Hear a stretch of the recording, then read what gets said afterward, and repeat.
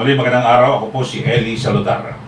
Ito po ang inyong kaibigan, former Secretary Jing Paras, dito po sa programang Iparas kay Paras. Magandang hapon po sa inyong mga kababayan. At ito po si Ado Paglinawan ng Maestro, nagpupugay sa inyo ng isang magandang hapon. At syempre ho mga kababayan ay nagkaroon po ng sabihin natin balasahan sa mga miyembro ng gabinete at iba pang opisyal ng Marcos Jr. Administration at isa dyan sa Department of Finance. Secretary Jing. Well, matagal na po na haka-haka yan, no? Na sinasabi nila Jokno is on the way out. And this has not for this rumor is not for a reason. Kasi talagang Jokno has been involved in controversy.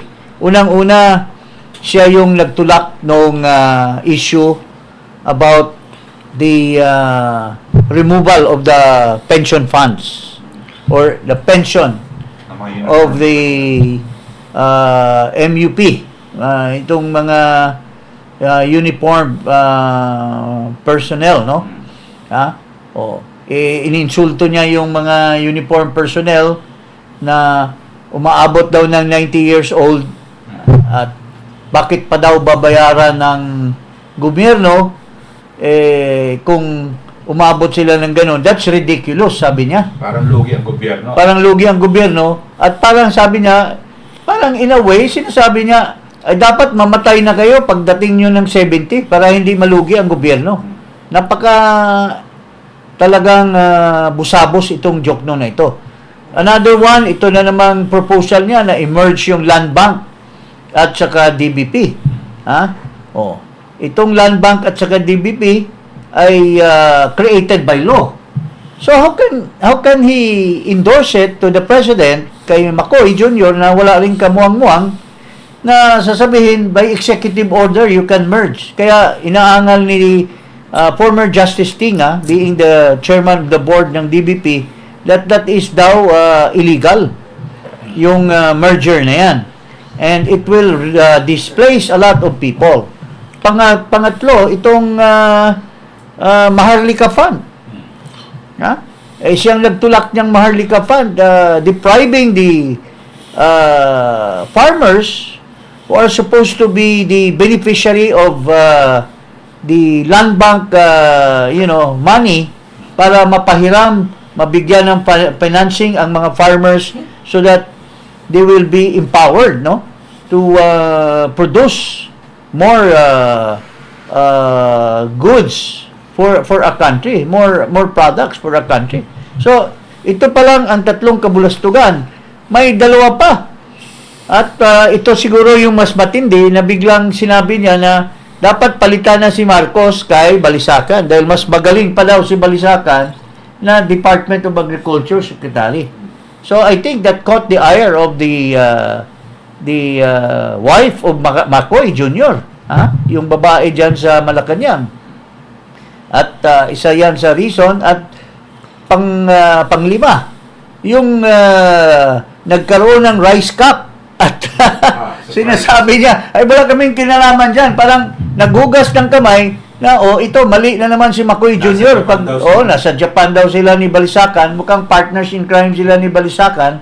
At si McCoy ay napabayaan lang nila. Siya yung financial manager, ay pinaka-head. And yet, they have allowed Marcos to play with the wolves. In a way, no? Kasi yung kanyang undersecretary ay bumira kay Marcos na mali daw yung price cap at nag-resign or was in fact removed from her post. So ito po ang patong-patong na talagang dagok kay Jokno. At true enough, finally it has come to a point na talagang niligwak na talaga ni Marcos Jr. At habang nililigwak, ito yung kanyang statement.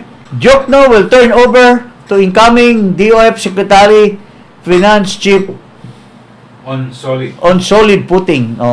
I am pleased to announce that I will be turning over my seat as Finance Secretary to Deputy Speaker Ralph Recto. I am proud knowing that I will be leaving my post at a time when the Philippine economy in general and the Department of Finance in particular are in a better state of affairs that when I inherited them. Ang kapal na mukha. Inaano na, pinapasaringan pa si President Duterte na better off daw from where he left off. Kaya nga ka sinipa, joke do, nung budget secretary ka dahil nagtabi ka ng pera. Ha? Swerte ka nga, kinuha ka dito sa bulok na administration ni Marcos eh. Ha? Yung Diba? allegation dyan ng yung sa parking sa Bicol ba yan? Oo, Budget. nagparking siya ng ilang bilyon at nahuli ni Nonoy Andaya at dininounce siya ng dininounce ni Andaya. Kaya naswertehan naman na yung isang central bank governor ay parang namatay yata or what, timing na pinalit siya. Kaya parating this guy must have played with the devil all the time dahil natatimingan niya na may lusot siya. Ha? Tango ba yun? No? Oo. So, ngayon po, katindi, at sasabihin niya, we left in a better condition daw ang country, better than the last administration. O kung better, kung napagawa mo, bakit ka niligwak? Ba't siya pinalitan? Partner, ano ba ang masasabi nyo? Double talking itong pumagos na joke no na ito eh. Ha? Yan ang hirap sa ating gobyerno revolving door policy. Lumang ano na yan eh. Kumbaga yan, ewan ko, pero may analogy ako dyan. Pag ang gulong mo nakakalbo na, ano ipapalit mo? Yung may grooves o kalbo rin? Hindi, kasi Diba? uso ngayon sa ano dyan, yung recap. Paparecap mo lang ba? yung cabinet na yan, recap? Ha? Hindi ba? Oo. Alam mo, nagyabang pa na in a better, hindi yata nagbasa ito ng survey ng Pulse Asia that the worst nightmare of the Filipino people, 73%, is the inflation. Ikaw ang head ng financial cluster, which includes central bank governor. Ano bang na-address nyo ba ang inflation? Na-address nyo ba ang financial capability ng ating gobyerno? At yung food security, which is still part of your Napasok ba coverage? natin yung statistics na yun? Pasok natin. Kasi, Secretary, madali naman basta tinanggal ka, ibig sabihin, may nangyaring kapalpakan. Precisely. It's a simple term. Hindi nasisihan yung boss mo. Tapos bakit ibabalik pa? Wala na bang ibang Pilipino na mas magaling? At ito pa rin ang ilalagay dyan sa central bank? Di ba mahiya ka, joke, no? Mahiya ka ba, joke, no? Joke, no? Mahiya ka ba? Na tatanggap ka na naman ng pwesto maski niligwak ka? If I were you, mag-retire ka na. Bakit hindi siya maghintay na ibang tao magsabing magaling siya? Yun, ang tama. Dadala siya ng sarili niyang magkumpudpud. Sobrang grabe naman. Walang hiya talaga ito si Joke, no? Mga kababayan. Hindi pa nahiya, niligwak na nga, magyabang pa na maganda daw, iniwanan daw niya ang bansa, ang financial standing ng bansa ay maganda. Bakit ka pa pala palitan kung maganda ang gawain mo? Pero yung sa Maharlika, parang siya rin nag-push niya, di ba? Yes. Pero may lumilitaw na sa kanya, parang siya ang dapat doon siya ilalagay, pero inayawan niya. Inayawan niya, bakit? Bakit kaya inayawan mo? Siya ang parang Ikaw ang nagtulak niyan kay Marcos Jr. Bakit inayawan mo? Dahil wala bang malaking pera yan? Kasi 41 million kasi yung kinikita niya a month ba or a year? The most high or the highest official of our country, highest paid. Tapos ngayon tatanggap, alam mo, napaka talagang senseless itong gobyerno na ito. Niligwak mo na, sinipa mo na, at wala namang ibang reason bakit mo sipain dahil incompetent, pero ilalagay mo pa rin sa central bank na part ng ang central bank is part of the cost of the ire of the Filipino people. 73% are saying they are poor. That they are suffering from the inflation. Oh. Hindi yun talaga tinanggal. Oo. Kasi maraming alam. Maraming alam, maraming deals. Maraming deals na kumita ang conjugal.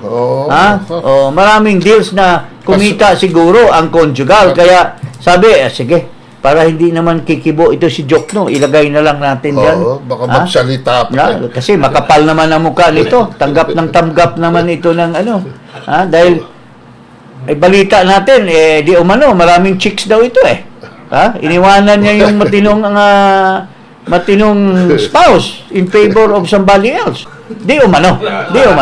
Kasi nakikita ito sa, madalas tong kumain dyan sa Stone Grill, yan sa may Shangri-La. Nakikita ko, may iba-ibang girls ang kasama. Kaya he has to maintain siguro that status symbol, na pabling na pagkalalaki. Okay, Now, so panoorin natin. Ito naman, yung pagbabalik niya sa... ito, panoorin natin ang kakapal ng muka. Outgoing Finance Chief Benjamin Diokno welcomes Recto's appointment as his successor. Diokno expressed confidence in Recto's ability to lead the finance department and develop sound revenue and economic policies.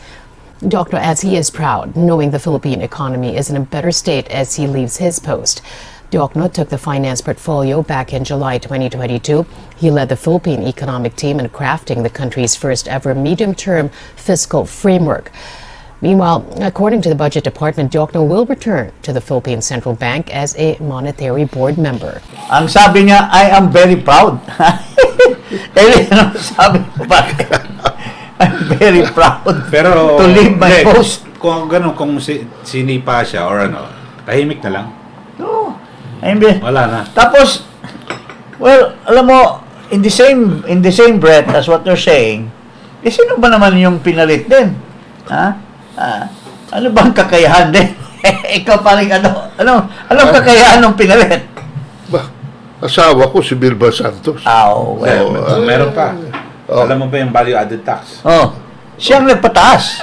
Hindi. Siya ang nag-push niyan sa panahon ng Arroyo Administration. Siyang yung VAT. Hindi, 10% lang yan. Pinataas pa na to 12%. Kaya nga, siya... Pahirap sa taong bayan. Siya ang sinasabi tapos, taxman nga tawag sa kanya, di ba? Tapos ito pa, yung mga pogo. Siyang nagpa-ano ng pogo.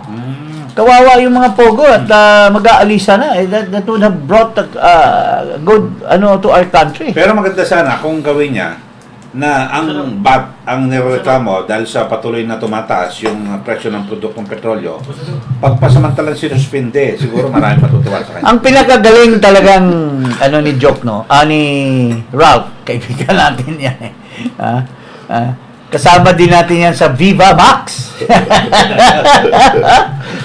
Ang pinakamagaling na ina-idolize ko siya doon sa mga sikreto. marami kaming sikreto na nagkakaalaman tayo when it comes to the female species. Okay, so basahin muna natin si Kato. Okay. Yung paglipat ni turnover. Congressman. Okay. Correcto sa DOF. Diokno turns over DOF post to Recto.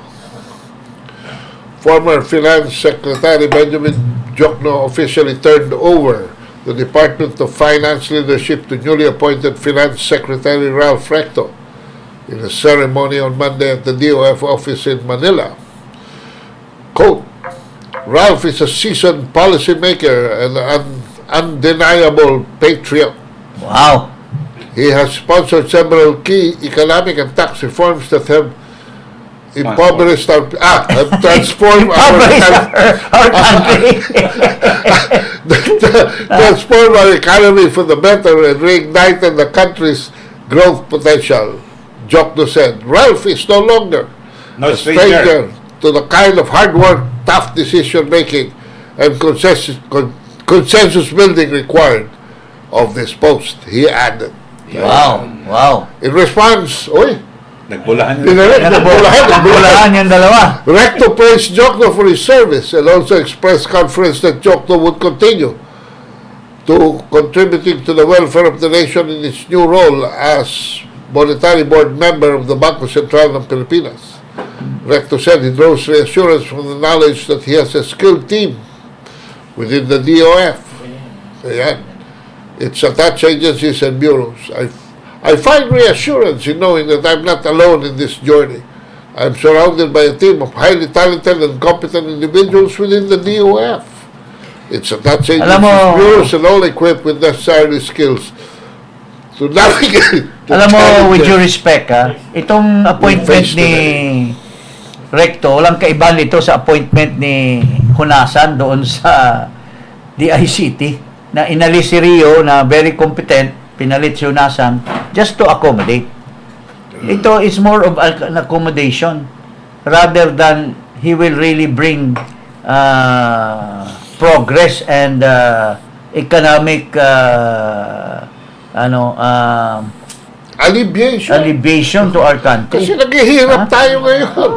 Ano ba pinagmamalaki niya? Yung macro statistics. Alam mo, kasabay ko yan sa Congress in 1998, nakasabay ko ito I was second termer then. I think nakasabay niya yung kuya ko prior to that. But there's nothing magical about him. Kaya something that always plays in our country is politics. So we congratulate him and let's see. Hope for the best na lang.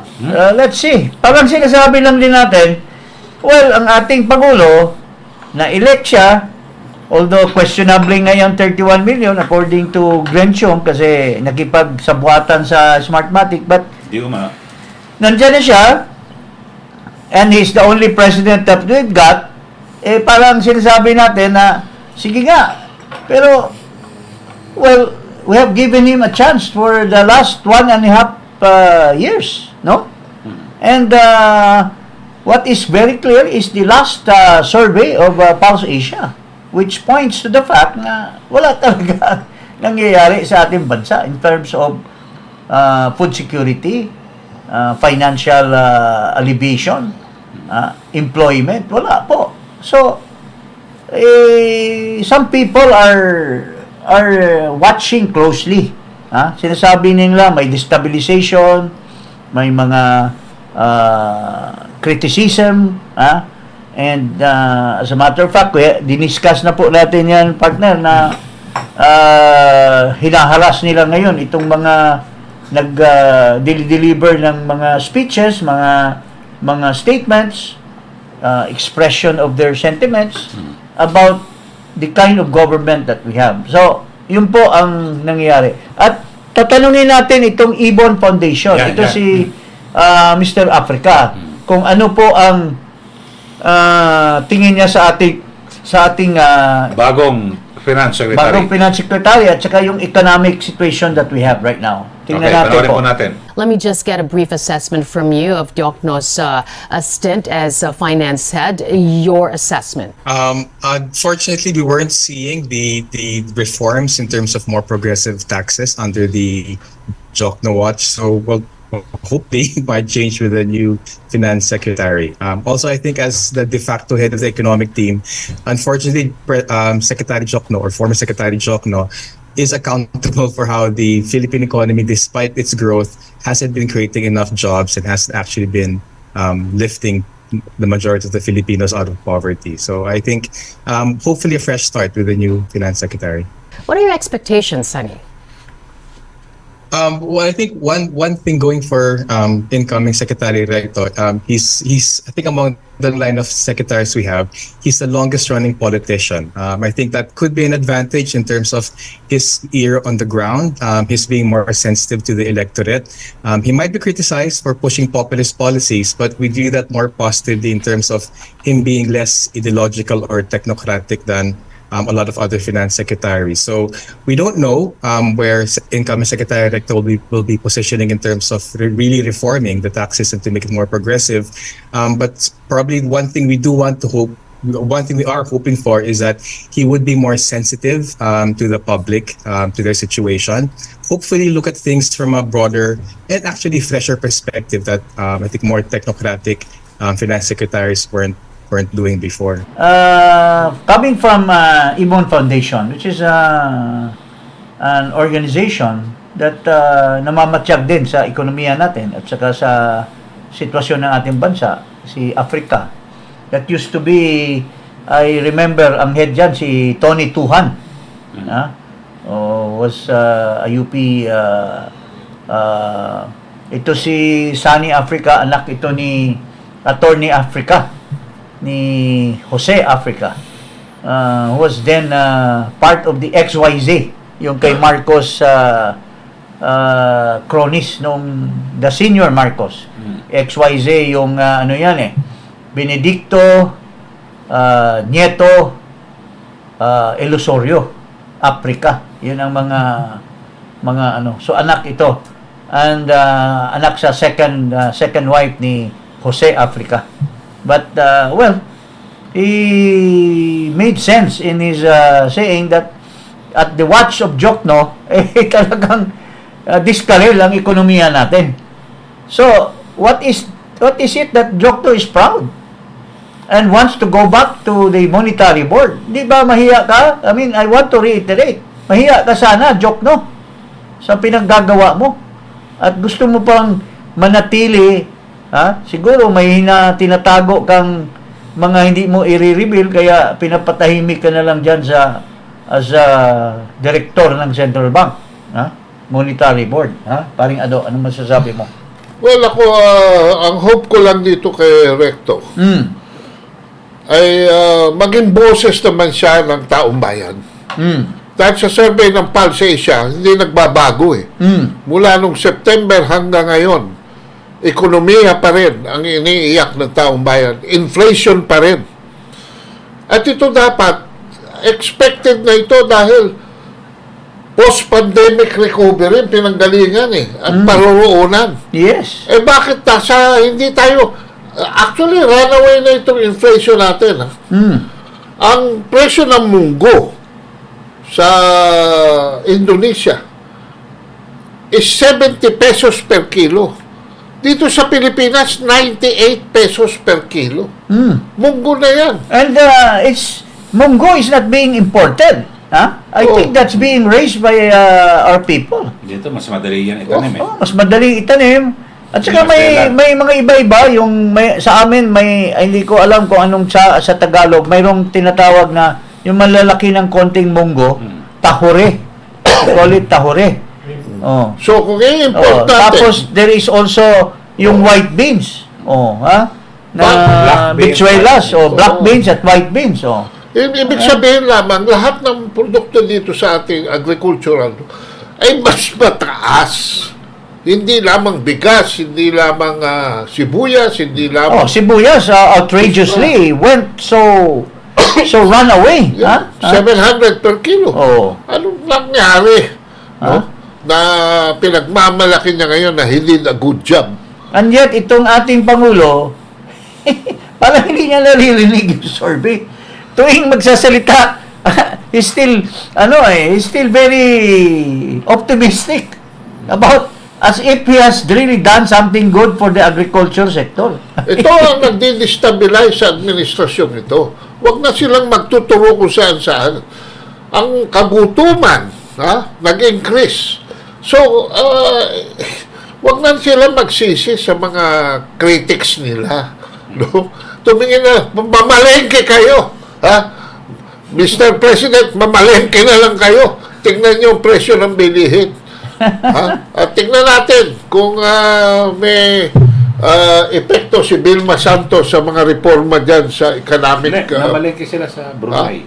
Sa Brunei. Kasi namalengke daw yata doon habang nag-attend nung kasal nung anak ni... Royal wedding. Okay. Wedding ni, nung anak ni Prince. Volpia. Volpia. Sultan. Yeah. At anyway, talking of economic reforms, Yeah. kasi parating sinasabi ni Marcos na masarap mag-travel. Pero wag kayong mag-complain sa akin travel. Kasi may nakalap akong mga pledges. May mga baon. Pero sabi naman ng Pabalik. kanyang Secretary of Trade, hindi ko na nga alam, I used to respect this guy kasi nung nasa UP president pa, he's very truthful. But siguro, nadala na lang siguro sa panahon na nandyan siya at kung ano-anong pinagdadaldal na ang dami daw pledges that turned into reality. Where is that? Kaya sinisingil natin ngayon itong Department of Trade to inventory all that was or account and tell the people na this one nagkakaroon ng conduit with a businessman, this now it turned into gold or silver whatsoever. Itong transaction na ito. Pero at maraming mai-employ. Pero kung nagdi-negotiate pa or magbi-bidding pa, hindi pa napanalo, wala pa yan. That's not counted. But you are already counting. So, sinasabi ng mga investors, until such time, ito inamin ni Zubiri, until such time that your system, the ease of doing business in your country is in reality, talagang makatotohanan, saka na lang kami. Yung pledges namin will now turn into diamond, hindi na lang gold. Yung mga pledges nasa trillions Yung conversion nasa millions. No, kalayo. Ang layo sa statistics, at the same time, bukod doon sa ease of doing business, nandyan yung mataas na pinakamataas yata sa mundo na presyo ng kuryente.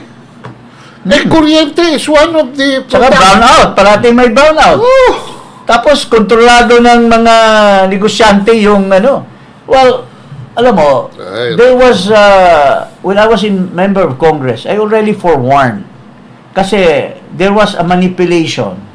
Mayroong isang businessman dyan na napakalapit dati sa presidente na babae, parang siya yung advisor. Pero, bantay sa lakay. Kinumbinsi yung ating dating Pangulo na gawa ng separate franchise, itong tinatawag natin ngayon na MGCP. That used to be part of PISAM and dati natin sa electricity. NEA. Owned by government. Napocor. That used to be ang Napocor owns this franchise. But mukhang nagkaroon ng maniobra, siguro exchange hands, pinapasa sa Congress yung separate na tinatawag na franchise. At ito kumita yung tisoy na malapit doon sa presidente, tinurn around, ngayon, ang may-ari niyan, hindi na tisoy na inchik. Chinoy. At yung kalaban nila na taga Beijing.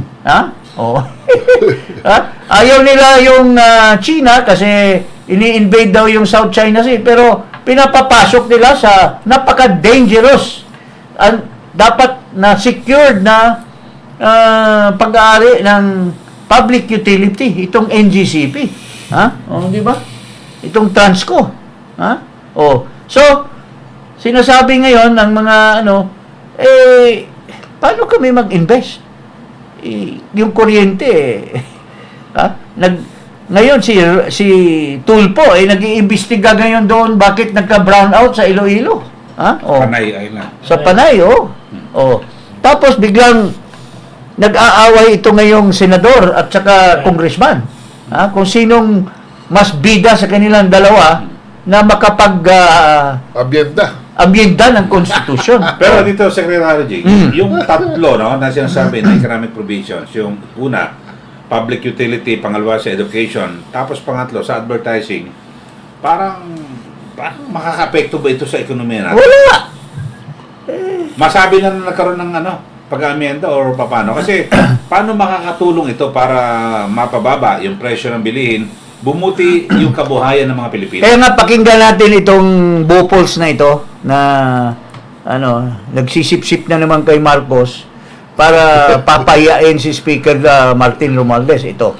Pakinggan natin itong nagbibida na Senate President. Pakinggan natin. Totoo dyan talaga magkakaroon ng constitutional crisis. Hindi po talaga papayag. Alam mo, lahat ng mga kasamahan ko, atat na umatake. At sabi ko sa kanila, pag lumaban tayo, there's a point of no return. Kasi kung magkakainitan ng dugo ang House and Senate, paano natin maipapasa yung mga batas natin? Kung ayaw mo makipag-usap sa congressman, how do we do the BICAMs, the bicameral conferences? How do we do our LEDAC? Pagkakagulo, masyado mainit. So, ang talo dyan ang taong bayan. So, I had to keep a cooler head and even if it was very difficult for me not to say anything about this issue, we wanted to find a win-win solution that would limit the impact in terms of a constitutional crisis with both houses of Congress. Kaya, nung pagkita po natin kay Presidente,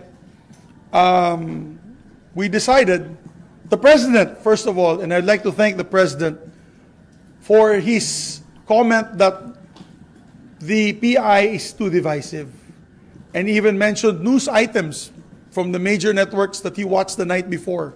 At sabi, nagkakagulo na, bakit nagkakaganyan, may bayaran, and he even said na, and I thank the President for this, because he even said na, dati ako senador.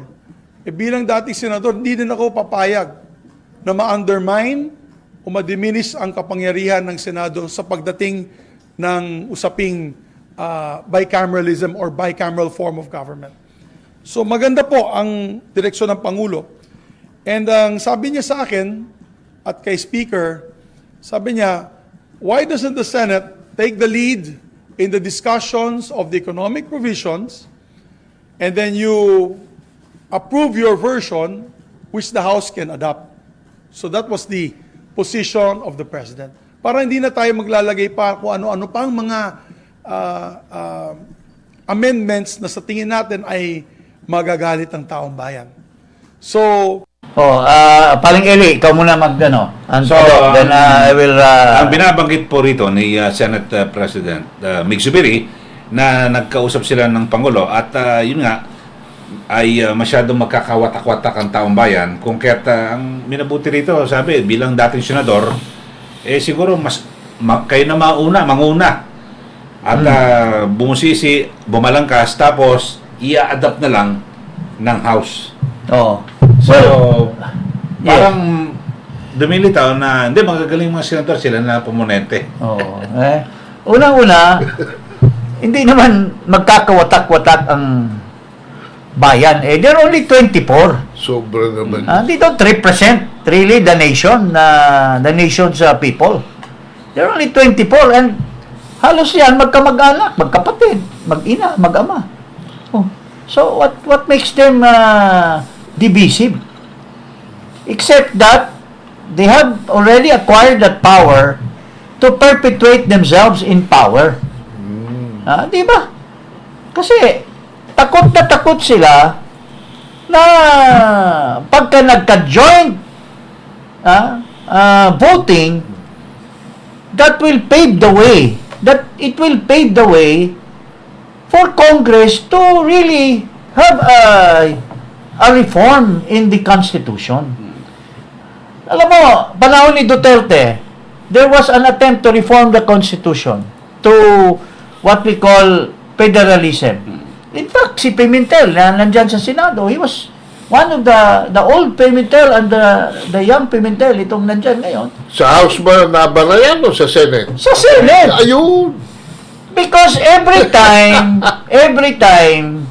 that there is an attempt to reform the Constitution, it is always vested interest by these few politicians who had been perpetuating themselves to power because takot na takot sila because they cannot be elected in a regional or a district. And they are also afraid that magkaroon ng reform na maging unicameral form of government. So, ginagamit nila yung puwersa, yung kamalian ng Constitution, which was a mistake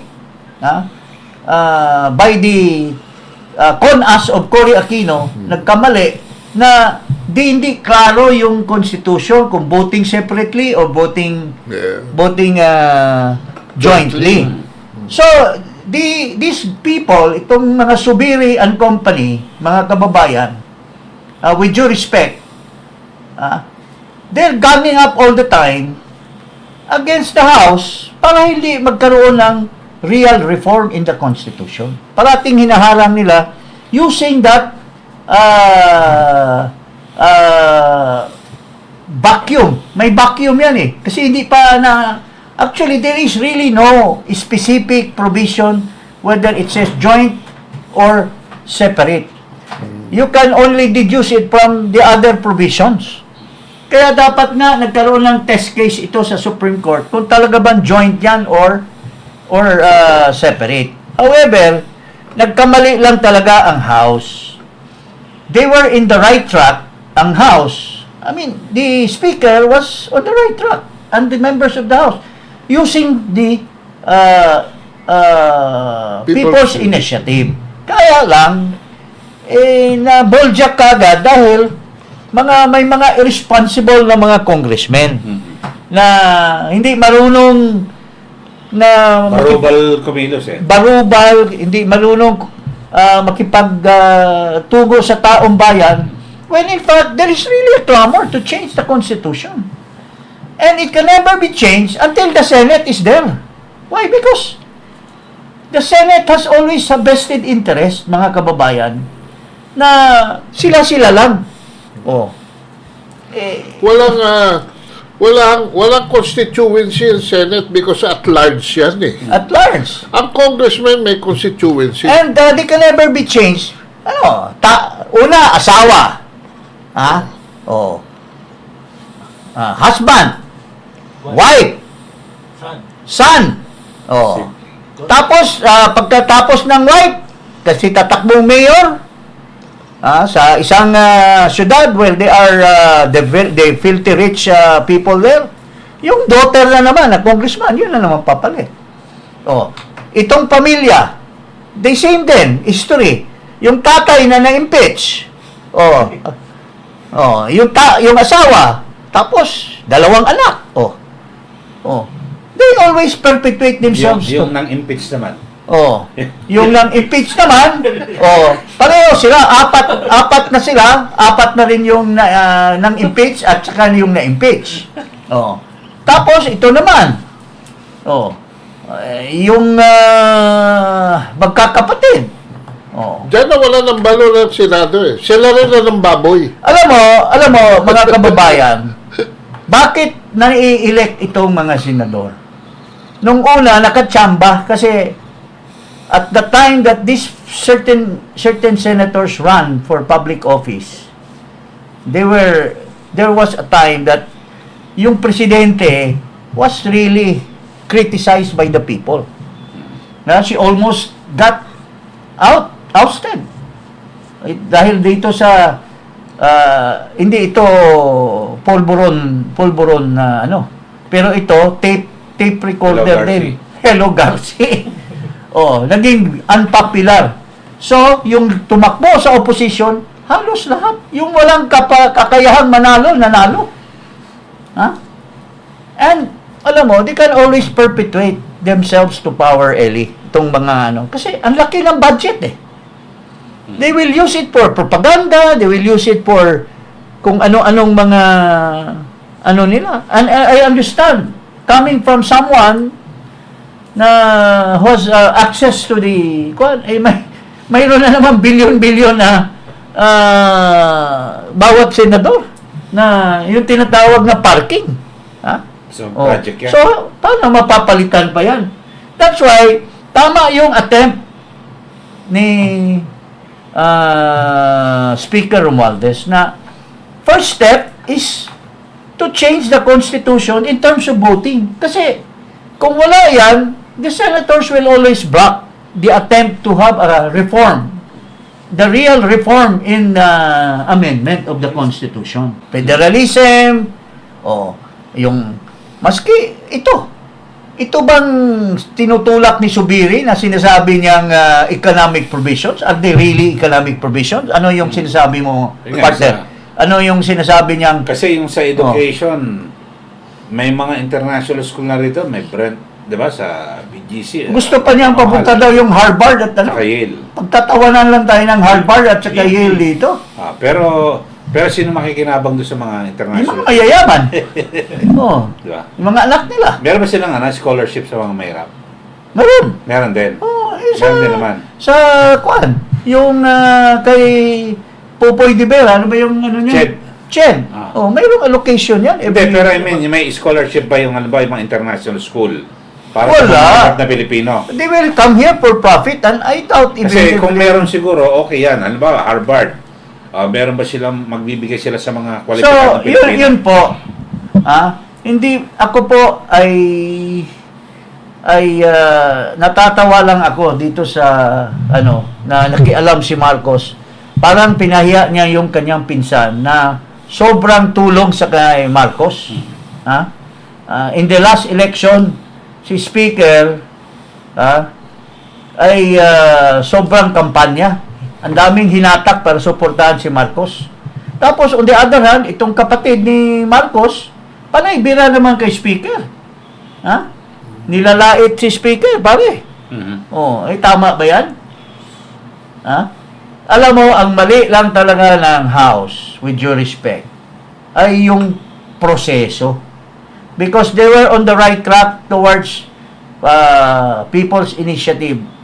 Kasi, in order to break through, na magkaroon ng real reforms na talagang free for all, kasi kung idadaan mo sa Constitutional Convention, napaka-expensive. Tapos magkaka-election. The only way really is a Constituent Assembly. But the Constituent Assembly is dead on the water because the Senate will never agree. So long as that provision, that doubtful provision, ay may impas pa. Tsaka, kalukuhan yung pinagsasabi nitong si Zubiri na mayroon daw ang Supreme Court daw is something to blame doon sa public service bill, Public Service Act. Parang pinapasa niya sa Supreme Court at kaya nga i-institutionalize na lang daw yung do you need the Constitution to do it? What you can do by law, you don't need to amend the Constitution. Ang kailangan lang, dapat, since there is a separation of power, there is a check and balance. Bakit hindi mo kalampagin, Zubiri, yung Supreme Court at ilabas na yung desisyon? Di ba? Ilabas na yung desisyon doon sa issue on the constitutionality of the Public Service Act, yung Investment Act, yung Public Utility Act, o ano pa yung mga na yan na tinulak ko yan when I was PLLO. Sinasabi ni Zubiri, parang sila daw ang may responsible ng Public Service Act. Not at all. In fact, the House passed it Ahead. much ahead. Ang tagal doon sa Senado, kaya nag-delay yan. Yung Investment Act, ang tagal. Yung Public Service Act, ang tagal. Napasa na yan sa House. So, it took the Senate. So, wala pong kahulugan itong sinasabi. At si Marcos nag-agree lang kasi hindi naman na naintindihan yung pinagdadaldal ni Zubiri. Hindi ang worry ko dyan, Sek. Baka mali yung nilapitan ni Zubiri. Mali. Mali. Oo. Baka hindi talaga yung nagdidesisyon. Baka hinimas-himas niya. Oo. Kasi mahilig daw sa pogi Baka Baka hinimas. Baka hindi sila talaga Baka hinimas niya si ano? kukumpas ng orchestra. Darling. Mukhang si speaker at saka yung totoo Pasahin mo nga yung asawa mo para pakinggan kami kasi masyadong malapit doon sa pinsan niya. Mukhang suportado si si speaker nung totoong nagdidesisyon dyan. Ito, ituloy natin. Meron sa pa siyang kitchen. sinasabi. Meron pa. Okay. Before we shift that, let's have a closure on this. Teka. Meron akong one sentence. Sige. Okay.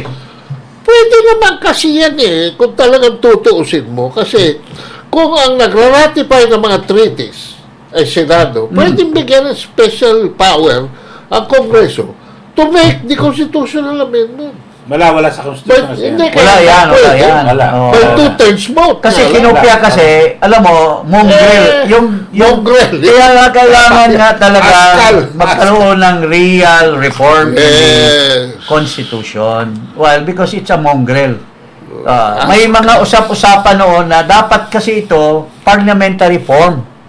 Pero sa last hour, nagkaroon ng kalukuhan na naging mongrel tuloy, naging parliamentary but at the same time presidential. Ang botohan Kaya nga dito kailangan i-reforma yung multi-party system. Kasi kung presidential, there should only be two major parties. Alam mo bang isang boto lang tumalo dyan sa CONAS? Concom pala ni Cory. So, yung boto ni Joaquin Bernas. Going down to the closure of this discussion, hindi po magkatarungan na mananatili yung poder ng Senado na sila will always put a mankering on the real reform of the Constitution. Because the Speaker was already on the right track, except maraming eager bibel, maraming gustong sumipsip siguro kay Speaker na nagkamali doon sa kanilang proseso, gumamit ng pera, kaya it went in disarray. Kaya nasira yung there was nobility in the attempt. Kasi dapat maintindihan ng taong bayan kung anong purpose. The purpose of the provision na sinasabi nilang to have a joint voting between two congresses is to attempt to reform the Constitution in such a way na para makausad ang real reform, which can only be done through a constituent assembly. Pero walang nangyayari So, yun po mga kababayan. Now, going back, ang laking insulto itong ginagawa ni Zubiri dito sa isang senador. Number 1 senador pa naman. Pakinggan natin yung sinabi ni Zubiri. That was quite clear in the meeting, and that's why in the Van de Honor, medyo smiling na po kami ng Speaker of the House at ang Presidente ng Senado, because we were able to resolve that very big issue. That night, nag-meeting po kami with the senators. We had about 14 senators that met that night, and we discussed the possibilities. Nakuha ko naman po yung full support ng majority members of the Senate. We were also there. We also had a member of the minority there, Senator Risa Ontiveros. And of course, we said to her that we know their position, we will respect their position, but I'm being transparent. As the Senate President, I want to be transparent that these discussions will be taking place once the Senate resumes on January 22.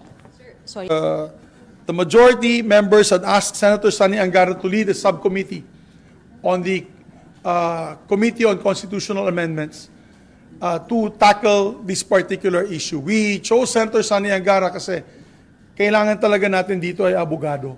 So, with due respect, hindi ko pa nakakausap si Senator Robin Padilla. He's still abroad. But when he comes back, kakausapin po namin siya at magre-request po kami na kung pwede, para dito sa usapin na ito, we will ask a creation of a subcommittee for this purpose. Kinakapon nila si Robin Padilla. Number 1 senador, iniinsulto pa nitong Zubiri si Robin Padilla na walang alam kasi hindi abogado. Mas matinik yung Anggara daw kasi abogado. Kadaming abogado dyan na iba. Bakit hindi si Escudero? Bakit hindi si Alan Cayetano? O bakit talaga si Anggara? Anggara is already saddled with so much work kasi siya ang finance chairman. Tapos paano yang i-decide ni Zubiri without even a caucus or without even a voting? Naboto si Robin Padilla na chairman ng Committee on Suffrage. Committee on Electoral Reforms and Constitutional Amendment. Bakit sinet aside? Ibig sabihin na Robin, bobo ka. Wala kang alam. Bakit? Nandiyan naman si Panelo Nandiyan naman si Panelo, yung chief of staff ni advisor. Magaling na Boagards na yan si Panelo. Maraming abogado na nakapaligid kay Robin Does it mean that you really have to be a lawyer to push for the amendment of the Constitution? Ibig sabihin, walang alam si Robin sa mga tinutulak ni Zubiri na 3 economic provision? Anong masasabi niyong dalawa? Number 1 senator, ini-itchapoira ni Zubiri. Hindi naman tama yan. Pinipilaban pa naman yan. Ito, advisor to ni Robin Hood. Ikaw pare. Wala na mangyayari dyan. Wala naman talaga. Kasi mga taong bayan na kay Robin Padilla, yun ang power ni Robin Padilla sa mga constitutional amendments. Yung moral anong masasabi mo? So ngayon, miski na nung insulto kay Robin Padilla na hindi man siya kinonsult at initsapoira na siya at inanunsyo pa sa publiko. Parang walang kwenta yan si Robin. Wala namang alam yan Si Anggara ang paborito ko. Parang ganun ang sinasabi nitong Senate President. Diba? Yan ang tinatawag ko na ito si Zubiri ay isa sa mga merong problem for every solution. Pero ang sabi naman ni SP Zubiri, base sa kasunduan o desisyon ng mayorya. Wala naman Kasi sabi niya, walang botohan majority ng mga senador. Pero hindi kaya sa kanya. Kailangan formal yan kasi si Robin was elected formally. Hindi kaya yan dahil may umugong sa media that Robin was supporting Martin Romualdez. Yes. Yan ang nasudyang politika. At saka, with due respect, ano ba yung tinulak ni Zubiri na amendment? Does it really mean that it is an economic advancement for us? Yung provision? Ano yung pinaka-mention niya? It's out of this world. Because, in the first place, during the time of Duterte, ang tinutulak na economic provision was for the foreigners to own land. For foreigners to have access to the corporations. Ease of doing business. Ayun, mga ganun. Anong sinasabi ni Zubiri na amendment na sila daw ang mag-i-introduce? Sa public utility, education, tsaka advertising. Anong kinalaman yan? Nako. Kung si Pimentel ang tanongin, that is not even what he wants. Pimentel wants political reform. At dapat talaga magkaroon na tayo ng unicameral system of government. It's about time. Kasi the Senate is really a waste of money. Ang lalaki Ang balita ko, 3 billion daw ang pinaparking. Over and above. I don't know, di umano. I just heard that. Well, we can always validate that through reading the General Appropriations Act. So, yun po. At mananatili na the senators, magkamag-anak, tatay, asawa, anak na lalaki, anak na babae, magkapatid, so long as there will be no real reforms in our constitution, nanalo na naman uli ang ilan lamang na mga kababayan natin who wants to perpetuate themselves to power at the expense of the members of Congress na who represents each community. Kaso nga lang, well, na boljak kasi mali ang proseso na ginagawa. Had it been na maayos yung PI, I think it would be welcomed by the Filipino people. Okay? Okay, so maraming salamat po hanggang sa muli.